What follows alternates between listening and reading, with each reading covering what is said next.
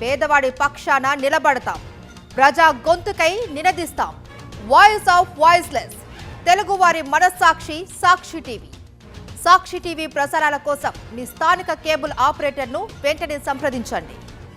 కృష్ణా జిల్లా మచిలీపట్నంలో మంత్రి కొల్లు రవీంద్ర అనుచరుల్లో ముఖ్యుడైన మచిలీపట్నం మున్సిపల్ మాజీ ఫ్లోర్ లీడర్ బర్లపాటి సుబ్రహ్మణ్యం కుమారుడు అభినవ్ ఓ యువతి పెళ్లి చేసుకుంటానని నమ్మించి మోసం చేశాడు. దీంతో మనస్తాపానికి గురైన యువతి తల్లి పురుగుమందు తాగి ఆత్మహత్యాయత్నం చేసింది.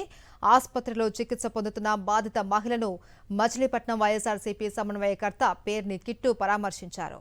బాధితురాలి తరపున ఒక అన్నలా పోరాటం చేస్తాను అని భరోసా ఇచ్చారు. కూటమి నేతలు ప్రజలకు పథకాలు ఇవ్వకపోయినా పర్వాలేదు, కానీ ఆడపిల్లలకు అన్యాయం చేయవద్దు అని చురుకులు అంటించారు. ఒక ఆడబిడ్డకి జరిగిన సంఘటన అసలు శత్రువులకు కూడా ఎవరికి జరగకూడదని కోరుకోవాలి. ఎందుకంటే ఒక ఆడపిల్లని ఒక వ్యక్తి అతను అధికారంలో ఉండేవండి, అతను ఏమన్నా పదవిలో ఉండేవండి, ఆ ఆడపిల్లని ఇంట్లో వాళ్ళకి తెలియకుండా తీసుకెళ్ళిపోయి 3-4 రోజులు తనతో అట్టి పెట్టుకుని తల్లిదండ్రులు ఆడపిల్ల కనబడతలేని పోలీస్ కంప్లైంట్ ఇస్తే, పోలీసులు నమ్ముకొని పోలీస్ కంప్లైంట్ ఇస్తే, పోలీసులే ఈరోజు ఆ ఆడపిల్లని తీసుకొచ్చాక వాళ్ళు పెళ్లి చేసుకొని అంటున్నారు, వీలైతే సెటిల్మెంట్ చేసుకోండి అని వాళ్ళు మాట్లాడటం. లోకల్లో ఒక మంత్రిగా ఉండి నీ అనుచరుడు తప్పు చేయొచ్చు, తప్పు చేస్తే నువ్వు ఖండించాలి.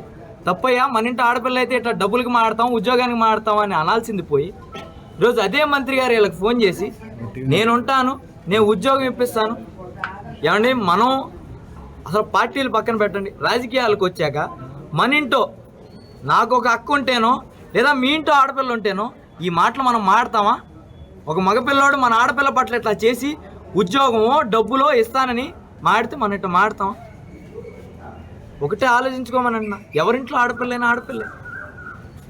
కాబట్టి ఒకటే కోరుకున్నాం, ప్రభుత్వం దీన్ని మేము రాజకీయం చేయదలుచుకోవాలా, ఆడపిల్లకి న్యాయం చేయమని కోరుతున్నాం.